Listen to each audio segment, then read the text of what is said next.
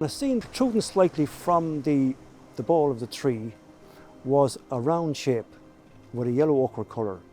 I was very curious about this, so I scraped back the clay and the skull of a human being fell into my hands. You could see by looking into the soil that was all tangled up with the roots, you could see some pieces of skeletal material, and it was quite clear that they were human remains.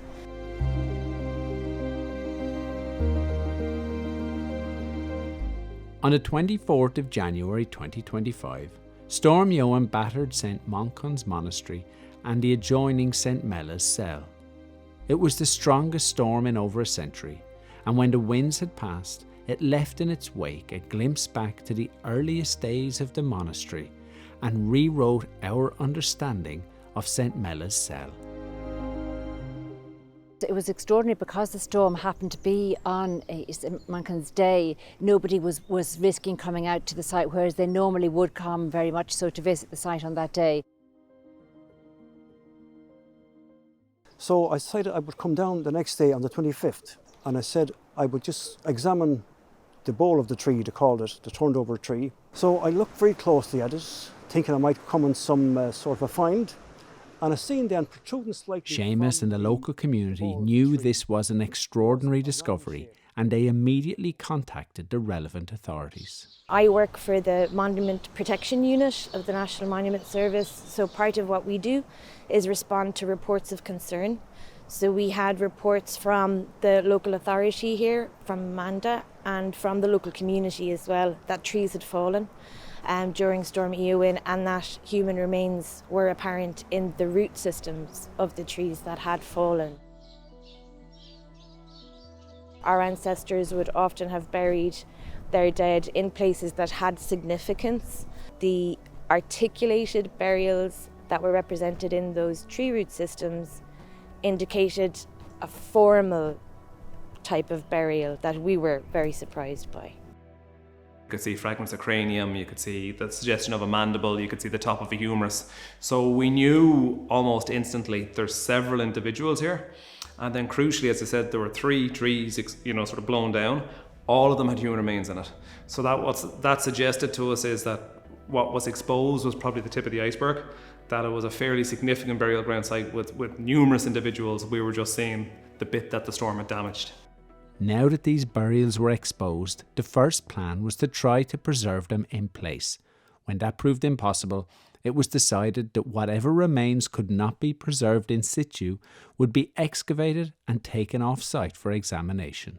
The process is very meticulous, and that is because of the nature of our job, which is to preserve information. Archaeology is a destructive process, obviously, so once we remove soil, once we remove the skeletons themselves, that information is gone forever. So one of the very important steps is to record, to photograph, to plan, to draw, to sketch. I take many notes, all of us do. Even just personal impressions are very important when it comes to the interpretation of the final data.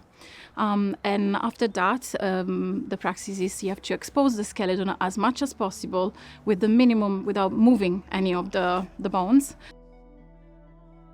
Logistically, these burials have been in the ground for a long time and then grown through by 150 years maybe of roots. So they were very precariously held together, positioned, and there were roots holding skulls together and roots going through body parts, especially through the ribs. So it was a very challenging excavation logistically to record the burials the way you normally would. We just had to do it very slowly and very carefully, but very rewarding.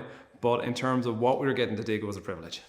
Once the skeletal remains were recorded, cleaned, and then carefully organised, they were brought back to the lab for post-excavation work to begin, and the first order was careful cleaning. Pretty much what we want to achieve is the exposure of the cortical bone of the surface as much as possible to be able to evaluate it, but at the same time we don't want to further damage the bone. And for example, with teeth, we avoid brushing them, and we just clean them very delicately, because there are depositions of calculus that might fall off, and they're very useful for the assessment of oral health in the individual. I always consider them as people that lived in the past, people like us, like me, so with utmost respect and gratitude that we have access to them, and we can learn more about their life and death. Everybody was keenly awaiting the results of the scientific analysis. One reason was simply to date the burials. But another more interesting one was that in folklore the story had been passed down that St Mela's cell here on the monastery site was in fact the site of a nunnery, a female-only space where women worked and lived. Evidence for female monasteries is rare in Ireland, and most academics are sceptical of relying too much on oral story traditions for hard evidence. The burials are anywhere between 7th and 10th century. Now, why that's really exciting, it means that it's possible that one of the individuals lived in the time of the founding saint. There's not much of a crossover, but there's about a chance in 4 that at least one of the individuals met the saint. In all, there were 4 articulated burials that were excavated.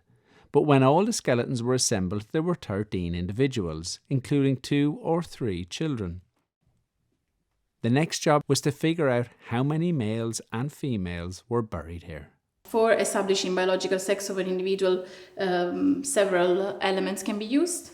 In this specific case, we were lucky enough to have the nearly complete mandible, so we could observe feminine traits at the level of the mandible. And also the pelvic bones are the ones that mostly express biological sex, and there is a feature in particular called the greater sciatic notch, which is wide in this case, and that would normally indicate a female individual. Further analysis came back that we don't have any clear evidence for any males as yet having been buried here, and that is fabulous as far as I'm concerned. The fact that none of these bones have been confirmed to be male, it makes the whole history of the area kind of come together a little bit. It really lines up, I suppose, with Clonmacnoise, where the nuns' chapel was set away from the main monastery, similar distance, similar style, and this really kind of matches with all of that we now can confirm, okay, there was most likely a nunnery here. So, Storm Eowyn, named for a female character from The Lord of the Rings, arrives on St Manchan's feast day and reveals a whole new narrative for this site.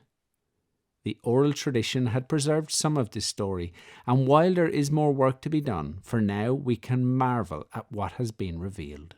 What the storm did for us was kind of give us these little kind of keyholes into the site. So when you go out, you can point at that tree stump and go, an individual came up from there that was, likely a female and likely, 8th to 10th century in date, or whatever it might be. So it's just another rich part of the site's history. Locals here have always been very invested in the site and the traditions that surround it, and these recent discoveries will only embolden that sense of place. I think what's incredible about Lemanaghan, and all sites are special for different reasons, but it's how invested the community still are in it. Now, archaeologically, it's stunning as well, but the community are so invested in their place, so proud of their place. It's very much an alive place. It's not an archaeological ruin. The churches mightn't have roofs, but it's still very much alive within the local community. Storm Eowyn blew away old certainties, and in her wake, folk stories were validated, and the women of Lemanaghan were back. But now we know that St Mela was a female Irish saint, she was St Manchan's mother, and that there certainly was a hive of activity here, and it wasn't just the monks in the main monastery, that there was ladies here, and I would like to think maybe powerful ladies as well.